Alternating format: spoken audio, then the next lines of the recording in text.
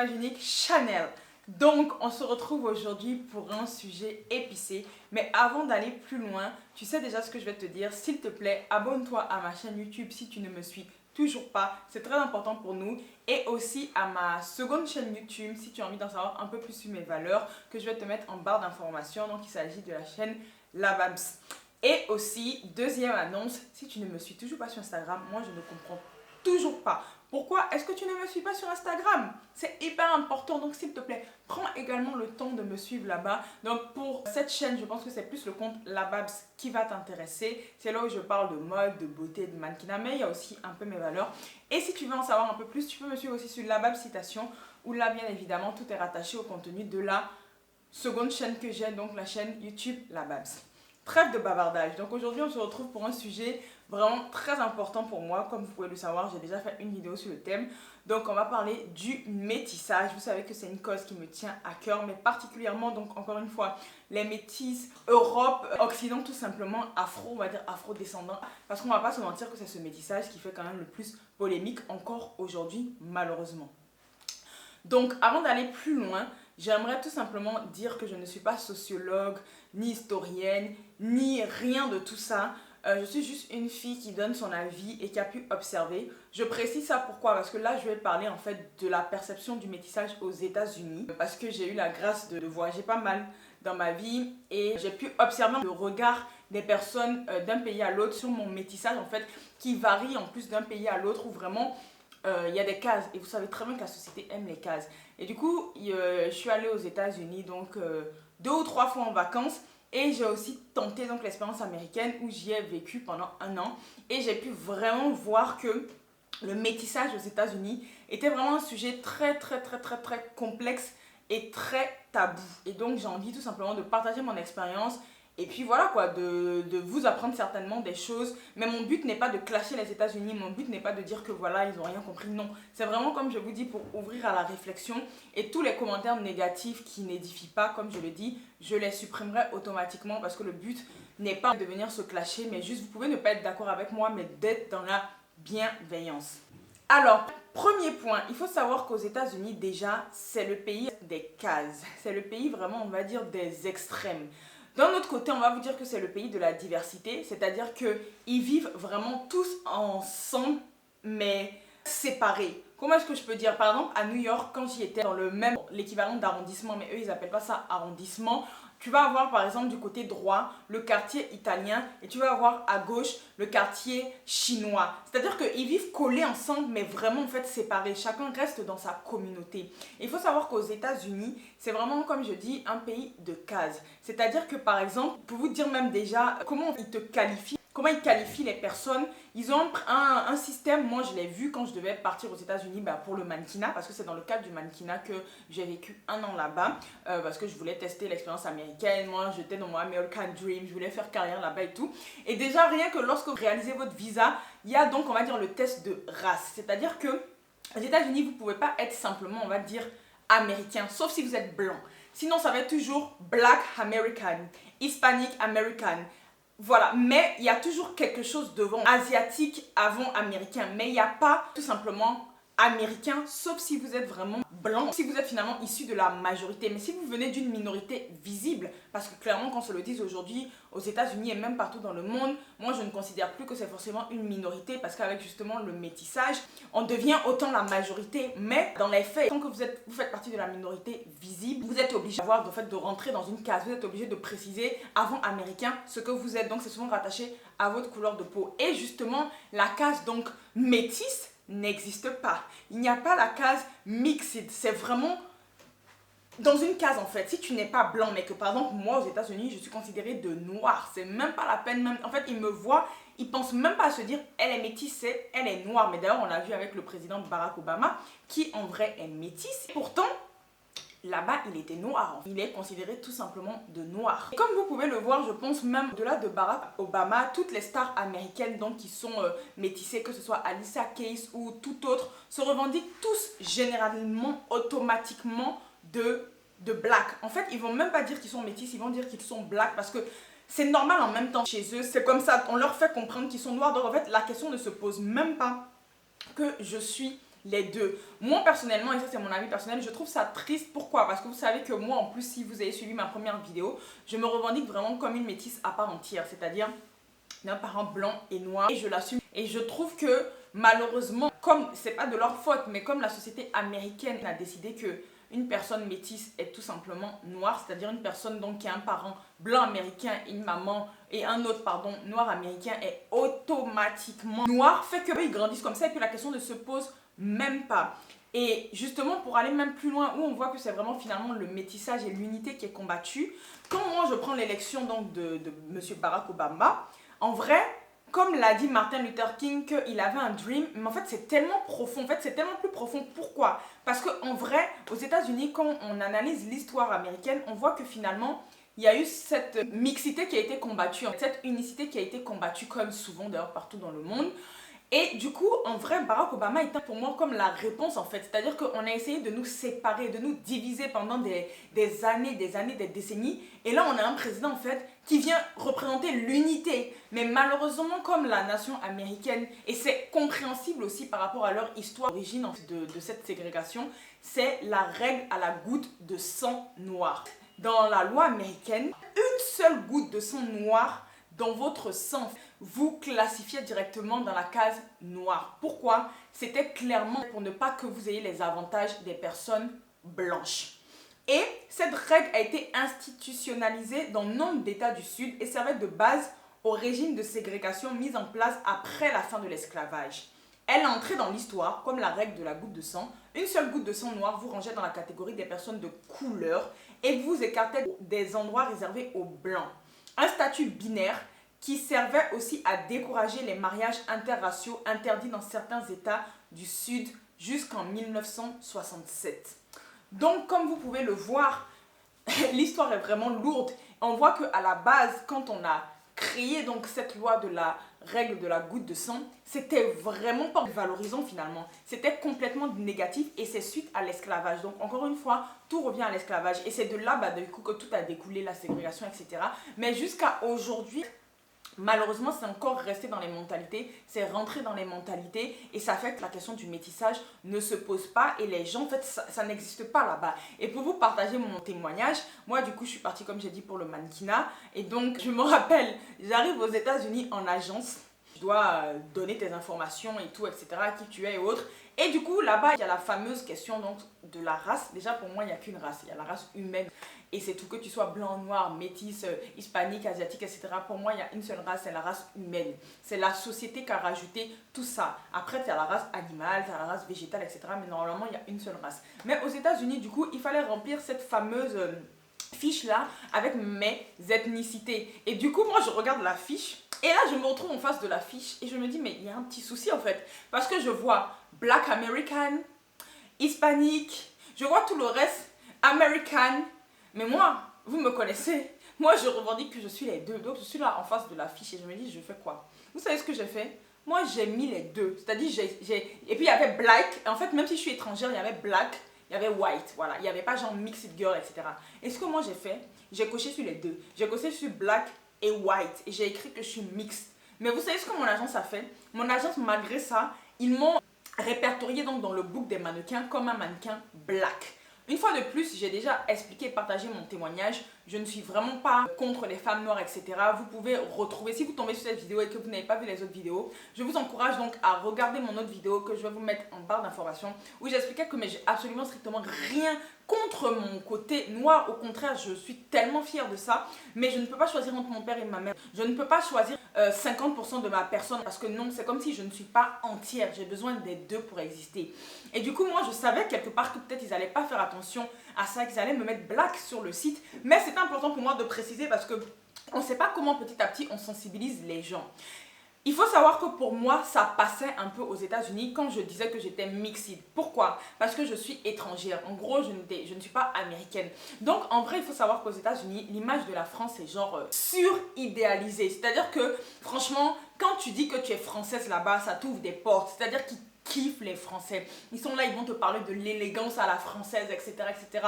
Et en plus, si tu as un accent français là, faites tout pour le garder parce que là-bas, ça ouvre des portes. Ils aiment ton accent. Bon, moi, en tout cas, je voulais le perdre parce que je ne suis pas trop fan. Mais ça peut ouvrir des portes. Et du coup, non, ça passait un peu plus quand, par exemple, je parlais avec des Américains, des Noirs américains. De toute manière, ils me reconnaissent. Hein. Ils reconnaissent direct que tu es étrangère. Moi, je me rappelle qu'une fois, j'étais dans un Uber et cette scène m'avait marqué. Le conducteur du Uber me dit... Et pourtant, ce jour-là, je m'étais habillée comme une Américaine. J'avais fait exprès. J'avais mis vraiment un peu le style américain. En plus, au début, j'étais sur Brooklyn. Donc, vraiment, là-bas, il y a beaucoup aussi... Bon, maintenant, il y a beaucoup de blancs. Donc ça commence à prendre de la valeur, c'est dommage à dire, mais dès que les blancs viennent quelque part, ça devient coté. Mais quand même, ça restait aussi un endroit où il y avait pas mal d'afro-américains, de métis, etc., mais considérés d'afro-américaines 100%. Et du coup, je me rappelle que le Uber, il me dit Where are you from? Parce que vous n'êtes pas d'ici en fait, vous n'êtes pas d'ici. Et je me suis dit, mais comment vous avez repéré? Je n'avais pas parlé, c'était même pas mon accent. Et il m'a dit, c'est même pas votre accent, c'est que quand je regarde votre style, je sais que vous n'êtes pas américaine parce que, bon, lui il m'a dit, voyez, ça se voit et que soi-disant j'étais classe. Donc vous voyez l'image qu'ils ont de la France. Et du coup, quand moi je disais que j'étais métisse, ça passait. Mais par contre, si j'étais 100% américaine, mais métissée, c'est-à-dire blanc, parents blancs et noirs, je vous promets que j'aurais eu des problèmes. Et on a le cas de Meghan Markle d'ailleurs, qui, je me rappelle que quand elle a commencé à être médiatisée, etc., bah justement, elle avait partagé ça en fait, qu'elle est vraiment anti-case et qu'elle se revendiquait les deux. Mais pourtant, elle a quand même eu des difficultés et des problèmes aux États-Unis. Et récemment, j'étais tombée aussi également sur un blog donc d'une métisse aussi congolaise, française, je crois, qui vit aux États-Unis et qui disait que quand elle revendiquait, comme moi, là, le même rapport, quand elle revendiquait qu'elle était les deux, c'est-à-dire autant voilà, noire que blanche, à d'autres amies étudiantes donc américaines qui ont le même métissage qu'elle, ça part dans des débats un peu houleux. Ça part un peu dans un clash. Elle leur faisait comprendre que mais non, en fait, tu es les deux. Et les autres, c'était mais non, mais tu peux pas dire ça. C'est comme si, en fait, elle rejetait son côté noir. C'est comme si par rapport à l'histoire américaine, et c'est compréhensible, c'est pas quelque chose qui va partir du jour au lendemain. Mon but n'est pas de dire que c'est mauvais ce qu'ils font. Pas du tout. Comme je dis, je juge pas. C'est compréhensible, mais du coup, ça met des tensions. Ça crée des climats assez houleux. Quand par exemple, bah, comme elle expliquait qu'elle se revendiquait, déjà, un, elle n'est pas américaine, donc elle n'a pas forcément le même rapport. Et de deux, elle se revendique vraiment les deux et qu'elle essayait de partager simplement son expérience sans forcément le dire aux personnes qu'il faut que ce soit comme ça pour toi. Elle sentait certaines tensions et c'est ça qui est vraiment dommage. Surtout que si on va plus loin, on se rend compte que c'est plus profond et que en vrai, malgré que les Américains nous considèrent, donc le métissage là-bas est considéré de noir, avec les idées du colorisme, avec tout ça, si vous regardez les films américains, les séries américaines, on peut voir que, surtout quand nous on était plus jeunes dans les années 90, c'était souvent en fait des femmes claires qu'on prenait quand même pour représenter une certaine classe et autres. C'est-à-dire que même quand c'était des films noirs américains, parce que voilà, aux États-Unis il y a vraiment chacun de son côté, donc il y a vraiment des films qui mettent en avant essentiellement des personnes noires, des personnes blanches, mais à chaque fois qu'on mettait en avant une personne noire, surtout la femme, c'était une noire claire de peau. Je pense au Prince à Bel-Air par exemple, on voit que l'héroïne était quand même métisse, elle était claire de peau. Donc on voit quand même qu'il y a cette tension, et un peu comme dans le monde où la femme métisse va être un peu plus idéalisée. Et d'ailleurs, donc du coup, j'ai une expérience à ce sujet qui m'a assez marquée et qui m'a envoyé à pousser la réflexion, et j'aimerais vous la partager pour que vous aussi vous puissiez pousser votre réflexion de votre côté. C'était quand j'y vivais, donc on était allé avec mon amie donc qui est noire et qui est pas américaine du tout, qui est d'origine africaine, française également.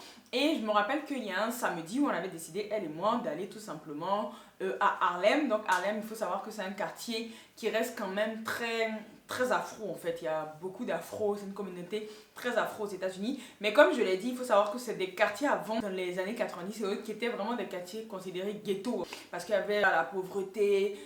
Mais maintenant, il faut comprendre que ce quartier-là, il y a tellement de blancs, comme je l'ai dit pour Brooklyn, qui sont en train de venir vivre sur Harlem, que ça fait que ça devient un quartier qui prend de la valeur, mais malheureusement, ça pousse aussi les populations noires qui vont plutôt en banlieue. Bref, mais ça reste quand même la culture afro-américaine est très présente en fait. Et c'est là-bas aussi qu'il y a beaucoup de salons, on va dire, spécialisés pour nos types de cheveux. Il y en a partout de toute manière aux États-Unis de ce côté, ils sont vraiment en avance. De toute façon, ils n'ont pas le choix. Mais je veux dire que ça reste là-bas où vraiment tu vas trouver des choses spécialisées, des coiffeurs, etc. Enfin bref.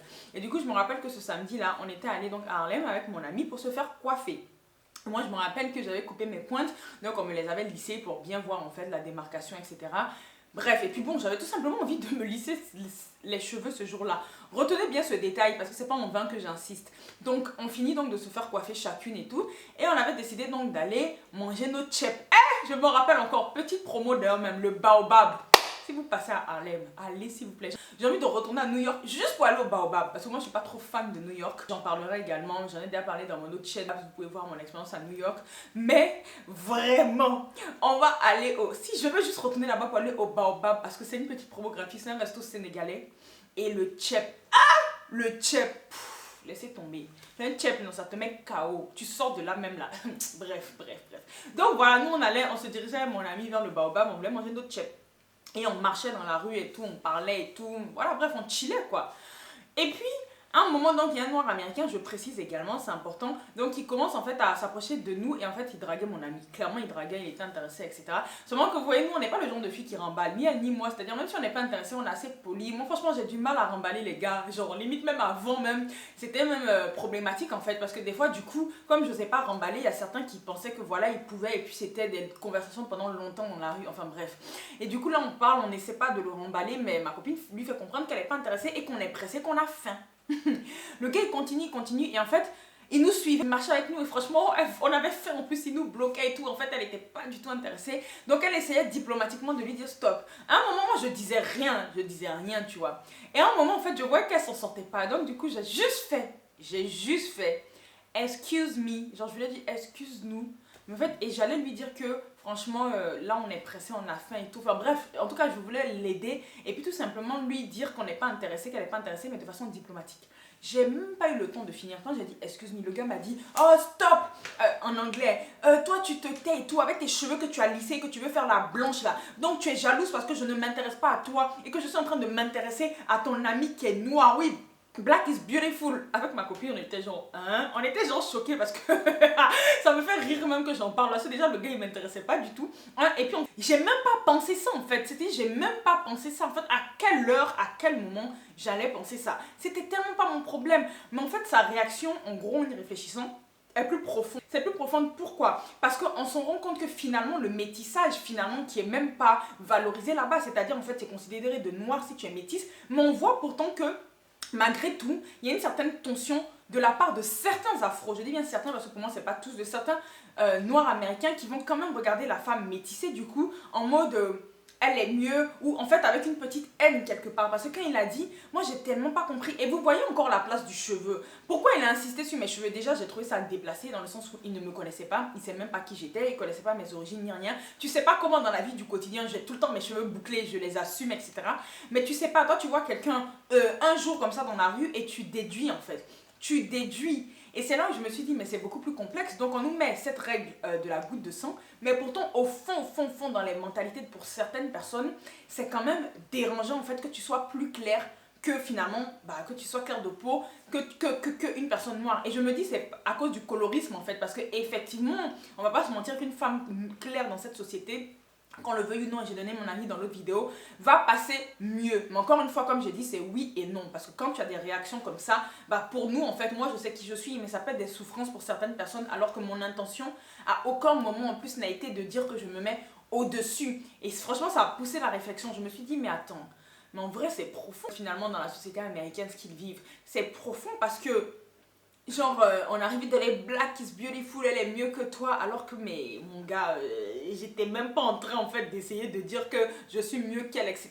Mais avec mon ami, on était genre choqués, moi j'étais en mode, mais donc c'est comme ça. Et c'est là où on se demande si vraiment en fait cette règle elle a aidé. Et en plus pour revenir à la fameuse règle à la goutte de sang, en vrai je trouve ça vraiment péjoratif. Pourquoi?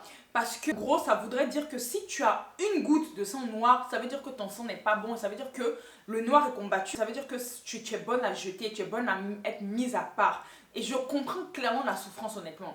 Honnêtement, je ne veux pas juger, mais je comprends quelque part, avec beaucoup de compassion, par exemple, la réaction de ce jeune homme. C'est clair, il ne sait pas qui il est, et voilà qu'il a mis finalement la perception qu'il avait peut-être de lui-même ou de moi sur moi. Mais je peux comprendre en fait quand je prends en fait que cette règle est très profonde. Et surtout comme je vous ai dit précédemment, cette règle aussi avait été instaurée pour ne pas qu'il y ait donc de mariage mixte quelque part. Pour ne pas qu'ils se mélangent. Donc vous voyez qu'on en revient à ce que le métissage est combattu. Parce que le métissage représente l'unité comme je le dis très souvent. Et franchement, c'était profond. Le mannequinat, je le voyais et je trouve ça vraiment hyper dommage parce que si je fais l'aparté sur la mode est déjà en fait une industrie qui est déjà hyper combattue. On va dire il y a déjà beaucoup de dictates, il faut déjà rentrer dans telle case et tout. Et si on rajoute ça, purée, ça fait beaucoup. C'est vrai que j'étais considérée donc comme une femme noire dans le milieu du mannequinat. Mais c'est vrai que pour certains projets, le fait que j'étais claire, clairement ça passait mieux, on va pas se mentir, clairement, et d'autres. Donc il y a encore du boulot pour faire changer les mentalités. Et il y a un autre point aussi que j'ai remarqué aux États-Unis de mon expérience, c'est que comme je vous dis en fait, tout le monde dit que les États-Unis c'est le pays de la diversité. Mais moi je dirais que c'est le pays de la diversité, mais en même temps c'est le pays du communautarisme, comme je l'ai dit plus au début de la vidéo. Parce qu'il faut comprendre que effectivement, par exemple, les blancs aussi ne cherchent pas à se mélanger. De mon regard extérieur, c'est vraiment en fait, les blancs restent vraiment entre eux et les noirs restent vraiment entre eux. Il faut comprendre que par exemple, quand je travaillais du coup sur les shootings, souvent je travaillais avec des équipes, bon j'ai travaillé avec des équipes noires, mais j'ai travaillé essentiellement avec des équipes blanches aussi. Et c'est vrai que par exemple, ils vont vraiment être cordiaux, il n'y a pas de souci et tout, mais ils vont pas essayer par exemple de chiller avec toi, de te mélanger. Donc ce qui fait que naturellement aussi les noirs aussi sont restés dans leur coin et c'est compréhensible en fait parce qu'à un moment voilà, donc ça a créé comme une tension en fait où les blancs entre eux, les noirs entre eux, et le blog de la jeune métisse qui vit aux États-Unis sur lequel j'étais tombée, qui expliquait qu'elle aussi, elle a le même rapport à le métissage que moi. Elle expliquait que elle est née, elle a grandi en France, tout simplement. J'essaierai de vous mettre le lien de son blog en barre d'infos si je me souviens. En tout cas, elle est née, elle a grandi en France et elle a toujours grandi dans la mixité, c'est-à-dire elle dit qu'elle avait des amis blancs, noirs, métisses, de tout aussi.